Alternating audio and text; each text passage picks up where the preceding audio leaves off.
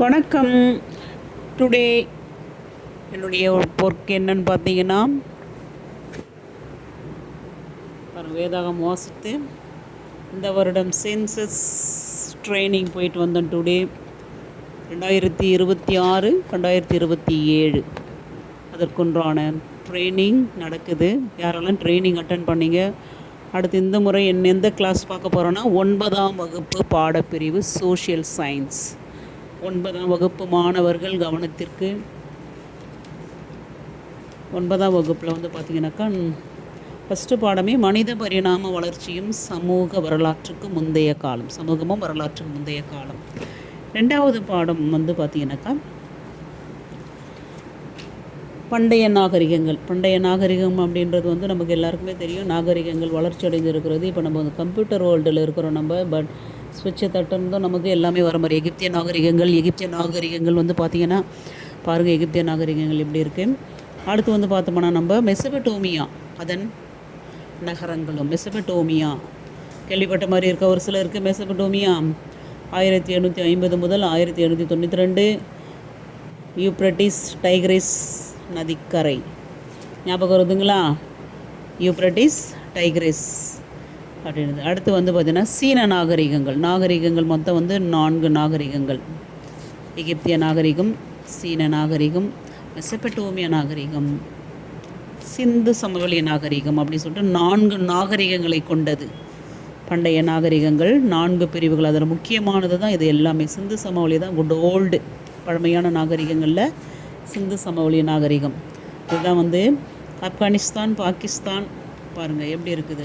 ஆப்கானிஸ்தான், பாகிஸ்தான் நம்ம அண்டை நாடுகள், இந்தியாவின் அண்டை நாடுகள் பாகிஸ்தான், ஆப்கானிஸ்தான். அதில் பார்த்தோம்னா நமக்கு காட்டியிருப்பாங்க. ரொம்ப ரொம்ப ரொம்ப ரொம்ப இம்பார்ட்டன்ட் மேப் இது.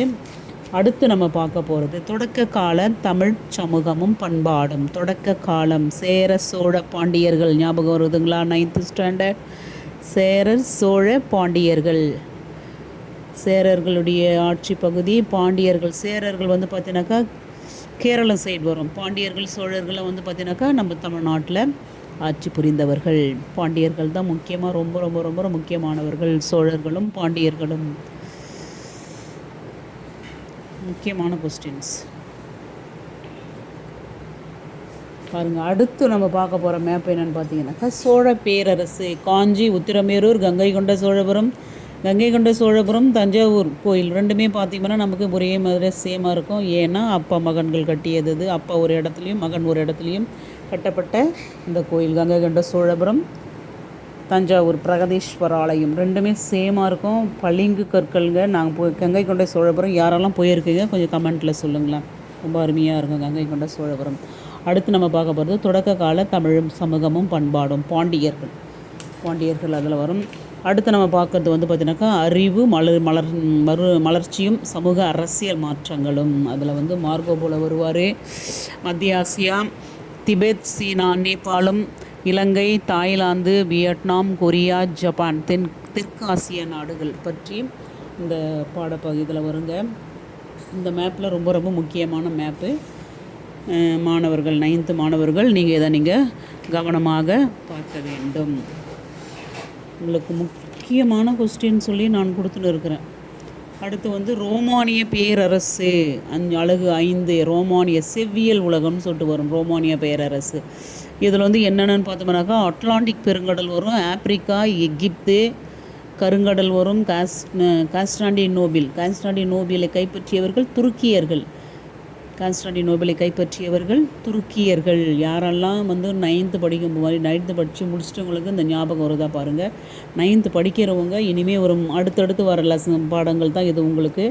இப்போ ஜூன் ஜூலைன்றதுனால மிட்டம் டெஸ்ட் நடக்கிறதுக்கு வர 20ஆம் தேதி மிட்டம் டெஸ்ட் நடக்க போகுது. அதில் நீங்கள் கண்டிப்பாக நல்லா எழுதணும், தேர்வு எழுதுங்க. பட்டு வழித்தடம் பாரசீகம், அரேபியா, இந்தியா, ஆசியா, சீனா, ஜாவா இந்த இடத்துல பட்டு வணிகம். ஐரோப்பா, எகிப்து இந்த இடத்துலலாம் பார்த்தீங்கன்னாக்கா பட்டு வணிகங்கள், கடல் வழித்தடங்கள், நில வழித்தடங்கள் 2 வழியாகவும் பட்டு வணிகம் மேற்கொள்ளப்பட்ட இடங்கள். பாரசீகம் ஐரோப்பா கடல் கடந்து போயிருக்கு பாருங்களேன். பட்டு நம்ம இந்தியாவில் தான் மெயின். அதுக்கப்புறம் பார்த்தீங்கன்னாக்கா ஆசியா பாரசீகம் இதெல்லாம் வந்து ரொம்ப ரொம்ப முக்கியமான ஒரு வணிக தடங்கள்.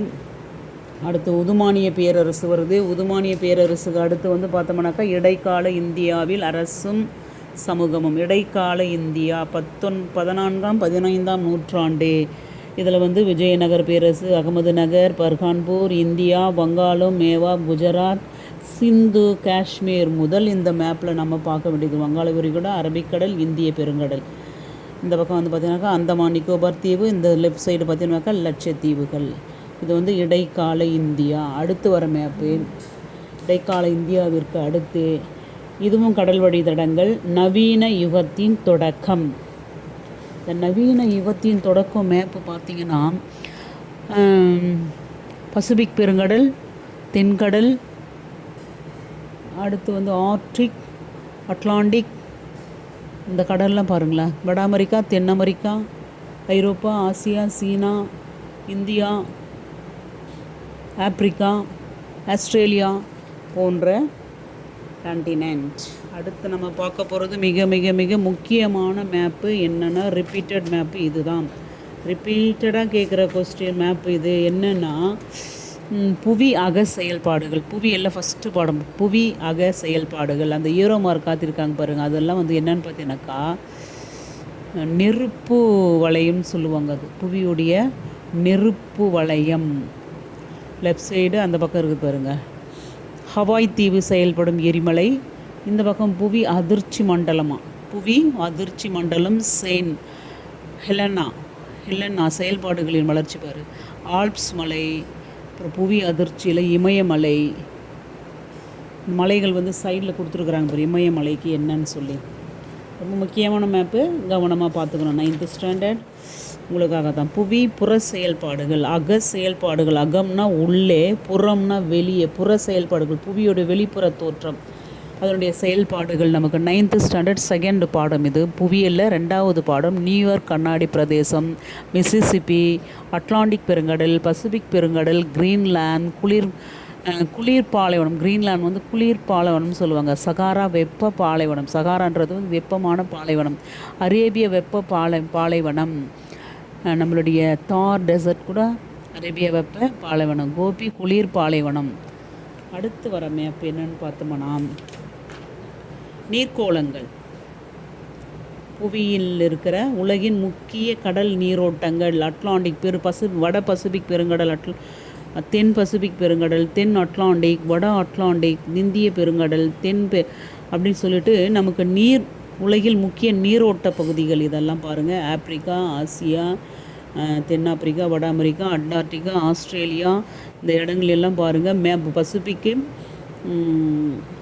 2 சைடு வரும். அட்லாண்டிக், வட அட்லாண்டிக், தென் அட்லாண்டிக், அண்டார்டிகா நீரோட்டங்கள்லாம் பாருங்கள் எப்படி இருக்குது பாருங்கள்.